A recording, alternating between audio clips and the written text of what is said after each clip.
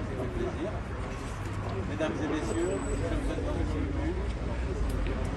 le 8 mai à Marseille et dans toute la France, et également dans une très grande partie du monde, c'est une date d'armistice.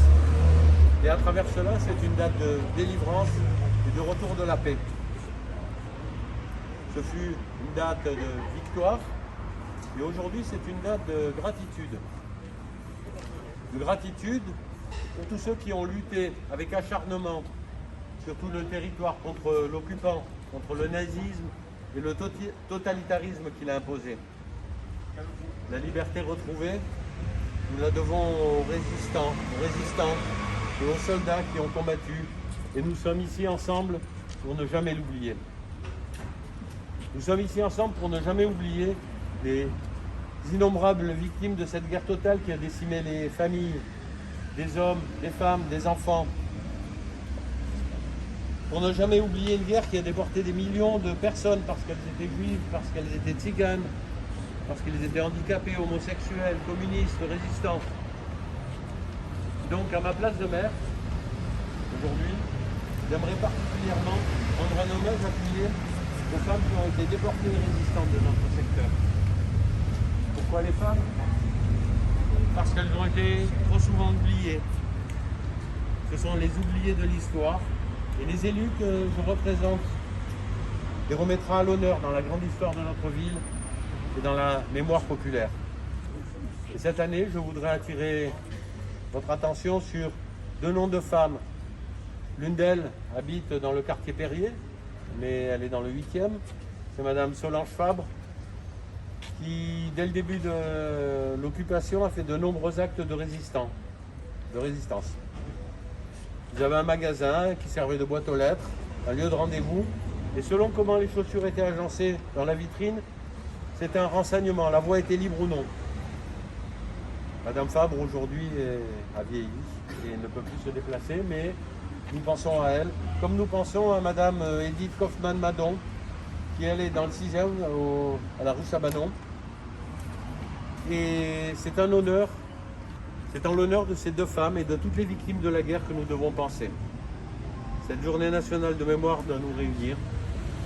Je vous remercie et je passe la parole à M. Pierre. Voilà, alors, vous avez vu le dépôt de gerbes. Le CIQ de tradition, le CIQ de Sainte-Anne organise les commémorations du 8 mai et du 11 novembre depuis déjà pas mal de temps. L'année dernière, nous étions 3 à cause de la situation devant le monument aux morts. Le maire 6-8, le père Jordi qui aujourd'hui est empêché, qui n'a pas pu venir, et moi. Cette année, l'assistance est plus nombreuse et c'est un signe plutôt positif qui annonce peut-être la fin de cette période troublée.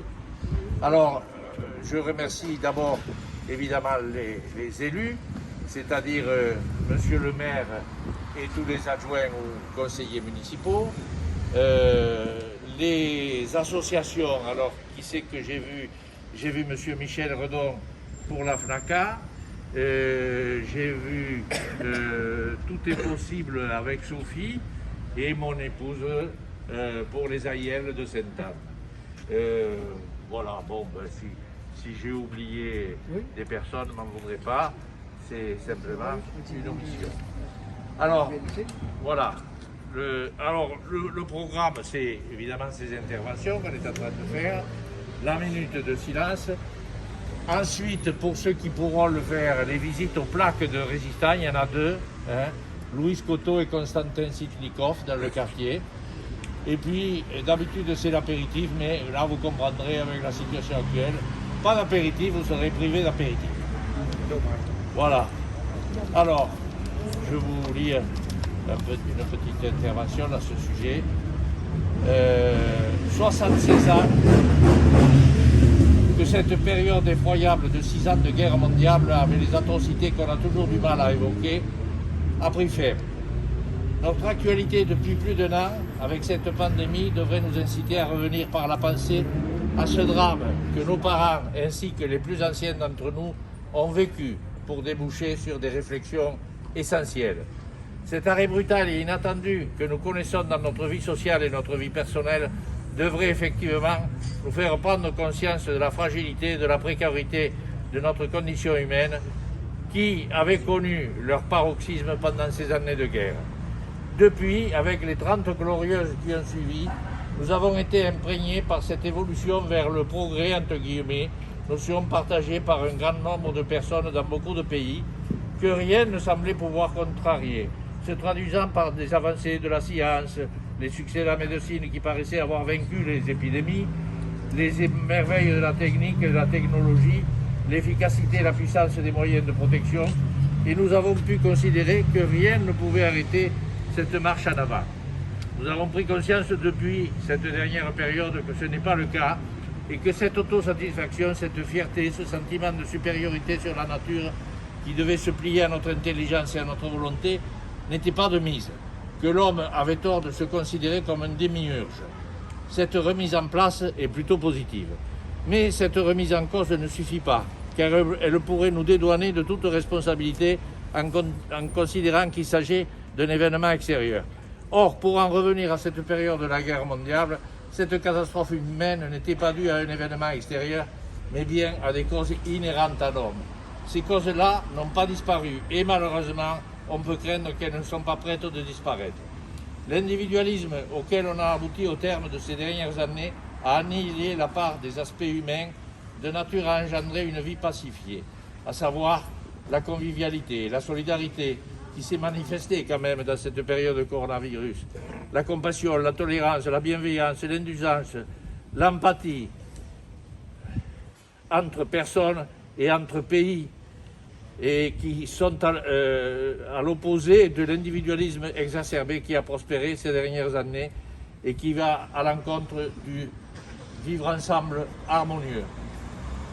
Cet individualisme qui met en avant la compétence, le challenge, les performances, la rivalité, la supériorité, qui a morcelé, qui attendent d'amorceler la société en rivaux, voire en ennemis en fonction de l'origine, de la religion, des modes de vie, des compétences, et les pays pareillement en concurrent à battre au plan économique ou à combattre pour de multiples raisons qui ne sont pas toujours rationnelles, loin s'en faut. Si la pandémie nous a fait prendre conscience de notre vulnérabilité en termes de santé, le fléau qu'est la guerre peut réapparaître à tout moment. Aucun pays, aucune région du monde n'est à l'abri. D'ailleurs, des guerres, il y en a dans de nombreux endroits de notre terre. Sans que les organismes internationaux, dans une collaboration vertueuse, ne sachent y mettre fin. N'oublions pas le bilan de la guerre mondiale qui nous réunit ce jour. En principe, d'ailleurs, mes interventions commencent toujours par là.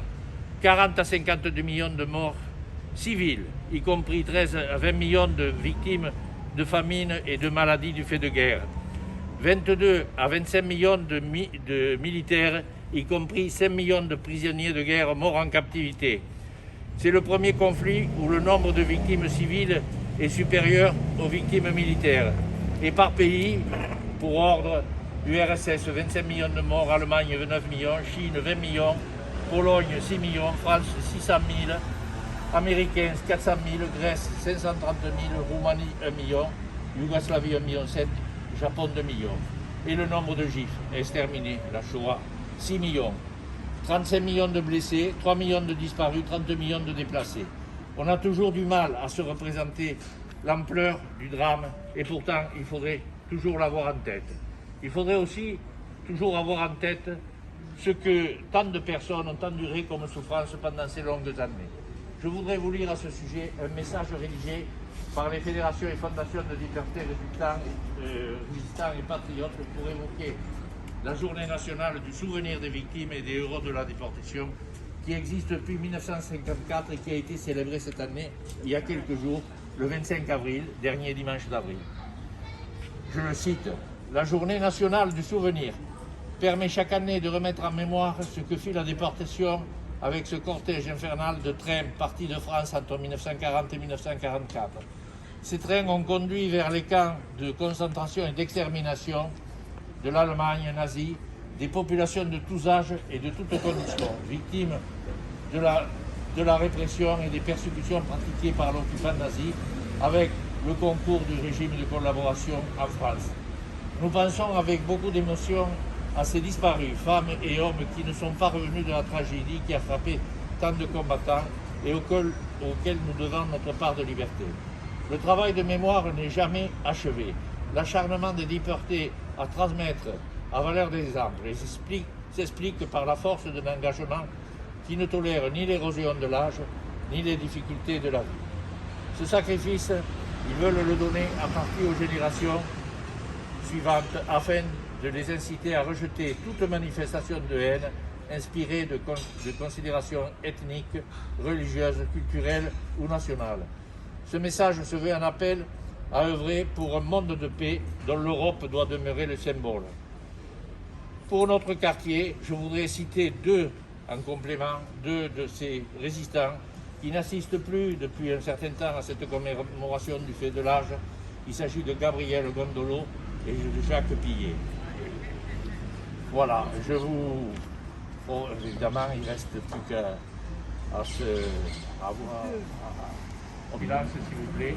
C'est la moindre chose qu'on peut faire maintenant, au travers de toute cette évocation. Voilà.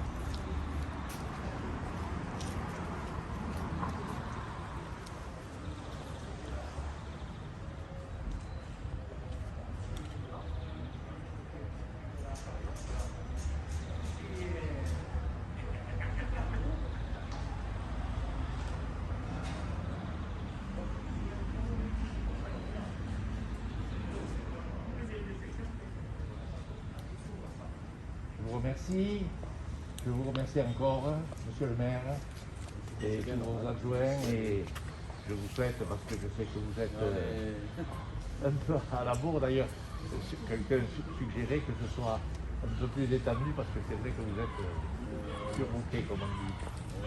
Voilà.